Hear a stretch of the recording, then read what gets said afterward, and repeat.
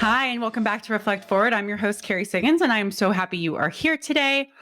Today, I want to talk about asking for what you want. So many of us are afraid to just ask for what we want.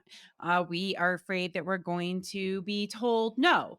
We're afraid that we might feel embarrassed. Maybe sometimes we feel like what you want is obvious and that you shouldn't have to ask. Or maybe you think you don't deserve to really get what you desire. There are a million excuses to not ask for what you want, but they're just excuses. So I want to encourage you to stop making excuses and just ask. I'll tell you a story about why I think that this is so important. When I first came to Durango, I was looking for a job and I knew that I really wanted a place to work where I could find meaning in my work, where my talents and skills were aligned with the role, where the culture was a good fit. I was very specific on the things that I was looking for. And the reason was because I had left a crappy job that I was not excelling at, that wasn't a good match for my skills and talents and was not a cultural fit. And it's having a bad job was part of the downward spiral that I went to rock bottom. And so it was really important for me to find this really meaningful full role. But I came to Durango, and if any of you have been to Durango, you know that there's not a lot of great jobs here, and so it's not easy to find the right one. So when Stone Age was looking for a general manager, even though I was grossly underqualified, the research I did on the company was like, oh, that's that's it. That's a job that I want. And so I decided to apply for it, even though I was underqualified. And yes, I had the thought of like maybe they're just gonna laugh at me because I'm so underqualified. Like, why would she apply for this role? Maybe I would not even get an interview and it would make me feel worse about myself. But I decided that, well, if I don't apply, the answer is for sure a no. So why don't you just see what happens? Maybe if you don't get the general manager position, it'll be a way for you to get a different role within the company. So I did it, right? I put my application in and I wrote a really, really strong cover letter telling why I was so interested in the job, addressing why I was underqualified and how I would overcome the lack of an experience that I had and make it up with drive and passion and the pursuit of success. So I asked for what I want and I got an interview. I met with the founders, I met with the management team, and I got the job. And every time I think of this story, I'm filled with gratitude because if I wouldn't have put myself out there, if I wouldn't have gone out after it, if I wouldn't have said, oh, I'm going to try, even if I get told no, then I wouldn't be sitting where I am today on this podcast, living my very best life. So it's really important to go after what you want, to ask for what you want. And there's lots of different ways to do it. All right. Applying for your dream job is one of those, is one of those ways. So, how do you ask for what you want? Number one, you need to get clear on it for on what you want. The more clarity that you have about what you want, it will be easier to ask. Why? Because if you believe deeply in what you're asking for, then you're going to be better able to articulate why you want it and influence the person you're asking. And so, like for me, for example, I knew that I wanted this kind of job. And so I could write my cover letter and be very specific about what I was looking for and the value that I thought that I would bring to the company with my passion and drive and my constant pursuit of success, how that would translate for success with the company. If I wasn't really clear on that, I wouldn't have been able to write such a compelling cover letter that allowed me to get an interview, even though I was dramatically underqualified for the role. So make sure you understand what you want and why. If you aren't clear, do some research, dig deeper, ask yourself, what are your motivations? And so that way, if you get nervous about asking for what you want, you can go back to those things. You can go back to those motivations, go back to the desire, go back for the vision that you have for your life. So that's the first thing.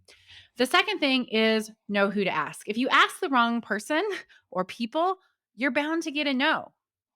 You can't get a yes if the person you're asking cannot deliver upon your request.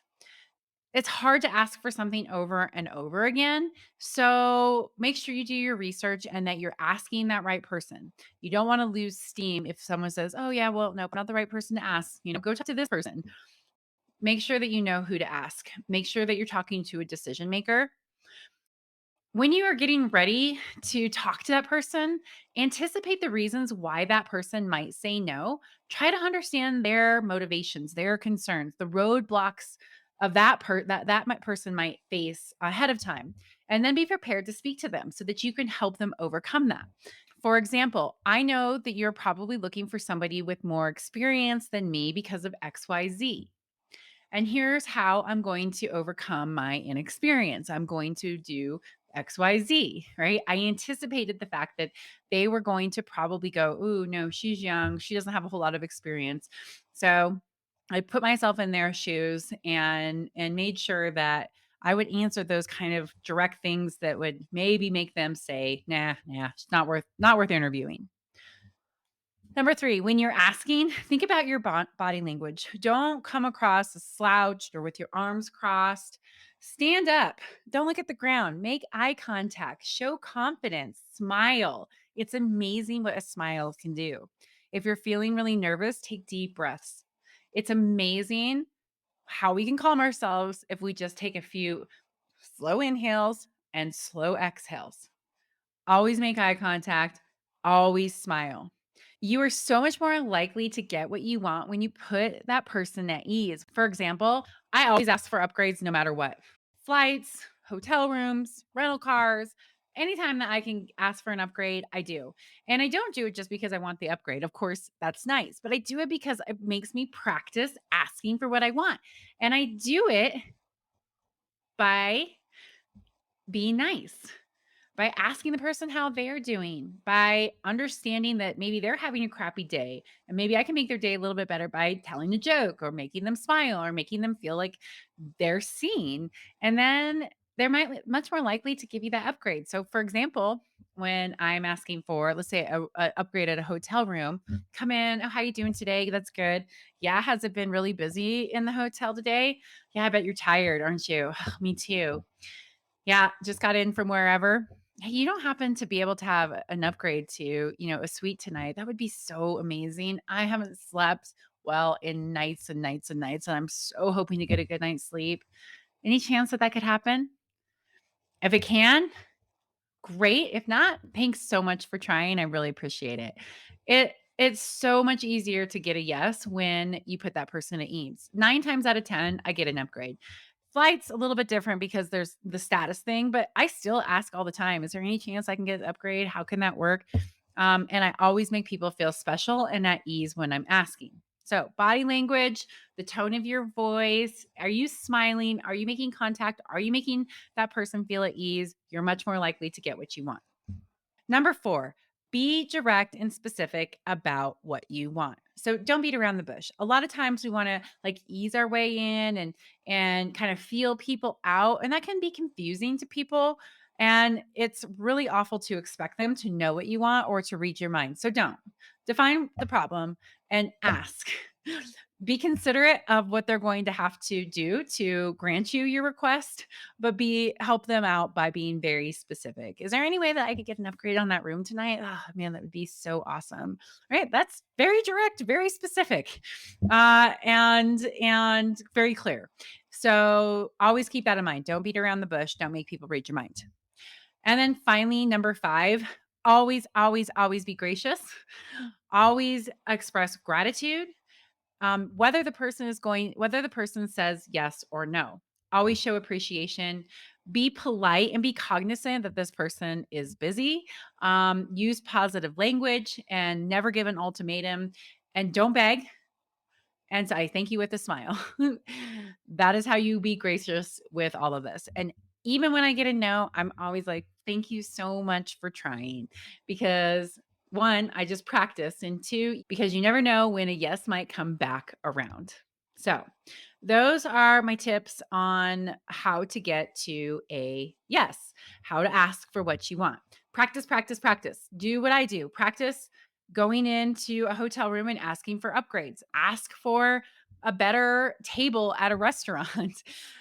Not just because of getting it, right? Even though that, like I said, that's a wonderful thing, but because it's going to help you practice and gain more courage and self confidence to go for what you want. So, what do you do if you are told no? Well, you can feel a wide range of emotions. Sometimes you might want to lash out, you might want to shut down, you might want to give up. Don't do those things. Every single person gets told no. Every single person. I've gone through tremendous amount of disappointment for not getting what I want. In fact, like the job that I wanted before I got the job at Stone Age, I was trying so hard to get an interview and I didn't. I even met with the exiting executive director of the firm I wanted to go to, and I didn't get a interview, and I was really disappointed. But taking that job would have closed the door to Stone Age, and I'm so glad that it didn't happen. So even though it was hard in the moment, it was hard at that time to feel rejected. I'm so glad it happened. Something so much better came along. So work through your disappointment and remember that it's okay. It's okay to feel disappointed, but you need to work through it because something better will come around. Do not pout. Do not get angry. Do not get passive aggressive. If you need to understand why you were told no, go ask, have the courage to seek to understand, and then regroup. Come up with a plan B or even a plan C. And always remember that every time you ask and you get told no, it's an opportunity to learn more about yourself and how to overcome challenges and disappointment, right? We only get good at doing hard things by doing hard things. We gain more self confidence when we put ourselves out there. When you get a no, you can look at it as a chance to grow smarter, to gain more experience, and to become more resilient. So be grateful for the no's that you have in your life because I promise you it will lead to better things, but you have to keep asking. You have to keep putting yourself out there. And then finally, is there such a thing as asking for too much too often? Yes, there is. So even though I'm constantly out there asking for upgrades and things like that, I'm not asking the same person over and over again. I don't want to be that person who's always asking for favors, right? Calling up a friend, being like, hey, can you do this for me? Hey, can you do this for me? Hey, can you do this for me? That's too much. So make sure that you are very thoughtful about who you're asking and how often you're asking. You don't want to take more than your fair share, especially from a certain person or an organization in your life. While it's good to ask for what you want, people will become annoyed or wary of you if you ask way too often or way too much. So you've got to find that balance. And that's why it's really important to be clear on what you want and why. It's important to understand like if it's what I'm asking for reasonable so that you don't just ask for the sake of asking or for the sake of winning. Those are the wrong reasons. So make sure that you find that balance. Life is too short to not go after what you want, so go for it. It may sound a little bit, I don't know, morbid, but this all could be over tomorrow. And you don't want to be in that last day going like, oh, I wish I just would have gone for it. I wish I would have asked for what I wanted. So put it out there. Ask for what you want. Go for it. Be in control of the trajectory of your life and your career. You might just be surprised what you get when you ask for it. All right, that is the topic for today.